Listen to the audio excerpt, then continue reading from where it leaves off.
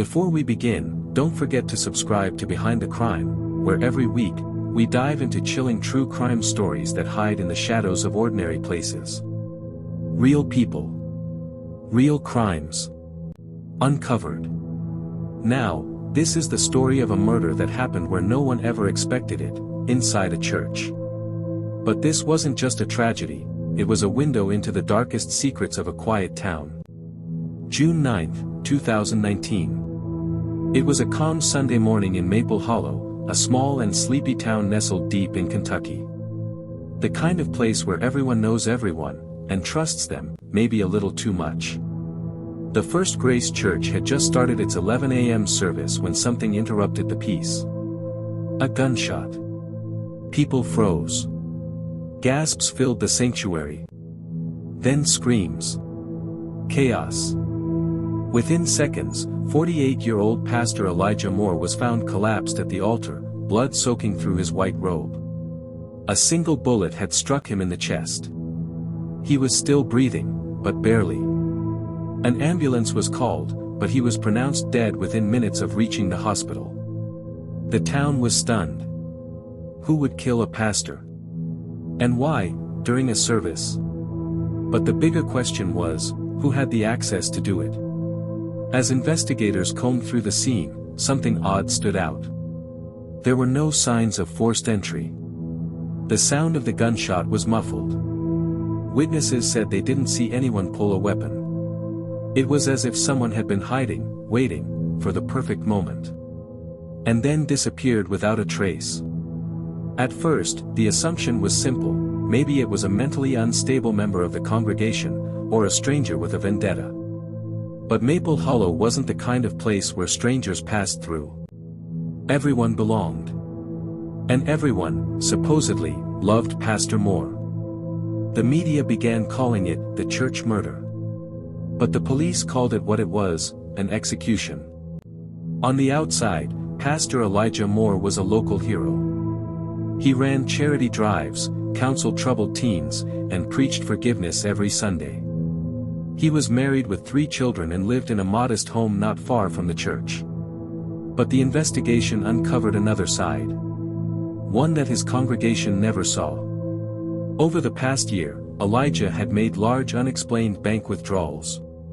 Nearly $30,000 in cash had vanished from his personal account. There were also irregularities in the church's finances, missing tithes, unfiled expense reports, and private meetings held late at night with certain women from the congregation. It didn't take long for the rumors to surface. One in particular stuck out.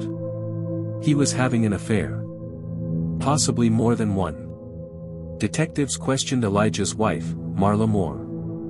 At first, she appeared heartbroken, shattered by her husband's death.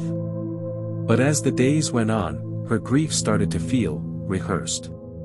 Controlled. When shown financial records and photos of Elijah with another woman, Sarah Hampton, a 26-year-old choir singer, Marla's demeanor changed. She grew cold. Then quiet. Police discovered Marla had confronted Elijah 3 weeks before his death after receiving an anonymous letter. The letter contained photos, hotel receipts, and a note. He's not who you think he is. But that wasn't all.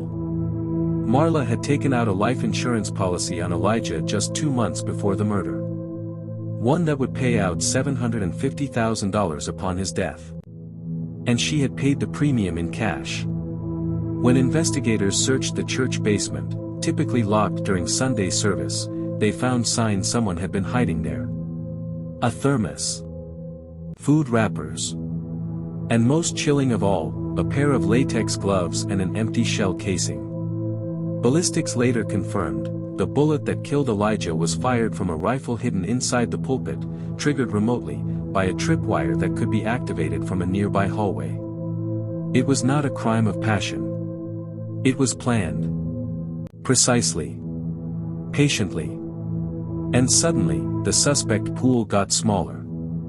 Who knew the church layout well enough to hide a rifle inside the pulpit and not be seen? The break came 10 days later. Sarah Hampton, the young choir member rumored to be Elijah's mistress, came forward, shaken and afraid. She told detectives she'd been involved with Elijah for nearly a year, but she wasn't the only one. According to Sarah, Elijah had seduced at least 3 women in the church, using his position as a pastor to manipulate and control them. Sarah had tried to break things off, but Elijah threatened her. Said he'd ruin her name in town. Humiliate her family. She wasn't the only one he threatened. Sarah claimed Marla, Elijah's wife, knew everything. And instead of leaving him, she decided to punish him. Surveillance footage from homes near the church revealed a man entering the building the night before the murder. That man was Thomas Brewer, Marla's cousin. A former military technician who had served as a sniper and now worked as a school janitor. When questioned, Brewer confessed. Not to the murder, but to being asked a favor. By Marla. He said she told him Elijah had abused her for years. That he manipulated women, and that the church board wouldn't believe her. She wanted peace. She wanted justice. And Brewer believed he was doing God's work. Brewer had installed the rifle, wired the trigger, and hid in the church overnight. But he claimed he didn't pull the wire. Someone else did, he said. She said she wanted to be the one to do it. Marla Moore was arrested on charges of conspiracy to commit murder, first-degree murder, and fraud. In court, she remained calm, emotionless, even when Sarah, and 2 other women, testified against Elijah's character. Marla never denied the affair. Never denied knowing. But she refused to admit she had killed him. There's justice, she said during her testimony. And then there's what you're willing to live with. The jury found her guilty on all counts. She was sentenced to life in prison without parole. Brewer was sentenced to 20 years for his role in the conspiracy. But to this day, no one knows for certain who pulled that wire. Some believe Marla did it. Others believe she manipulated Brewer into doing it for her, and lied to keep her hands clean. The First Grace Church closed within 6 months. The building was left abandoned.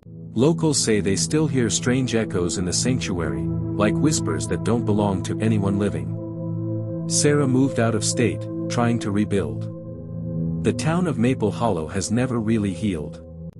Because the murder wasn't just a tragedy. It was a revelation. That even the holiest places can harbor the darkest secrets. And even the most trusted faces can mask the deepest betrayals. Thanks for watching Behind the Crime. If stories like this keep you up at night, subscribe and join us every week as we uncover more chilling cases that prove one thing. In the quietest towns, the loudest lies are often the ones no one hears, until it's too late.